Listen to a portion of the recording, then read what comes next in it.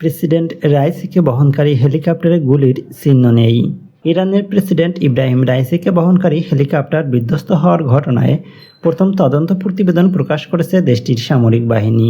ওই প্রতিবেদনে বলা হয়েছে, প্রাথমিকভাবে হাতে আসা তথ্যের ভিত্তিতে একে দুর্ঘটনা বলেই মনে হয়েছে। হেলিকপ্টারটিতে হামলার কোনো প্রমাণ আপাতত পাওয়া যায়নি। ইরানের পূর্ব আজারবাইজান প্রদেশের ভারজাগান এলাকায় গত রোববার ওই হেলিকপ্টার বিধ্বস্ত হয়। এতে রাইসি ছাড়াও পররাষ্ট্রমন্ত্রী হোসাইন আমির আবদুল্লাহিয়ান ও 6 কর্মকর্তা নিহত হন। পরদিন সোমবার হেলিকপ্টারটির ধ্বংসাবশেষের খোঁজ পাওয়া যায়। ঘটনা তদন্তে উচ্চ পর্যায়ের একটি প্রতিনিধি দলকে সেই দিন নির্দেশ দেয় ইরানের সামরিক বাহিনী।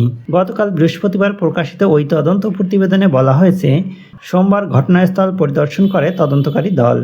সেখান থেকে তারা গুরুত্বপূর্ণ তথ্য সংগ্রহ করেছে। রাইসিকে বহনকারী হেলিকপ্টারটি পূর্ব নির্ধারিত পথ দিয়ে যাচ্ছিল। পার্বত্য এলাকায় হেলিকপ্টারটি বিধ্বস্ত হওয়ার পর সেটিতে আগুন ধরে যায়। হেলিকপ্টারের ধ্বংসাবশেষগুলির আঘাতের চিহ্ন বা এ ধরনের কোনো আলামত পাওয়া যায়নি। স্থানীয় সময় সোমবার ভোর 5টার দিকে ইরানের কয়েকটি ড্রোন সেই হেলিকপ্টারটিকে খুঁজে পায়। এর কিছুক্ষণ পরে সেখানে উদ্ধারকারী দলের সদস্যরা পৌঁছান বলে জানানো হয়েছে তদন্ত প্রতিবেদনে আরও বলা হয়, বিধ্বস্ত হওয়ার আগে হেলিকপ্টারটির সঙ্গে ভূপৃষ্ঠ থেকে নিয়ন্ত্রণ কক্ষের যে যোগাযোগ হয়েছিল তাতে সন্দেহজনক কিছু পাওয়া যায়নি।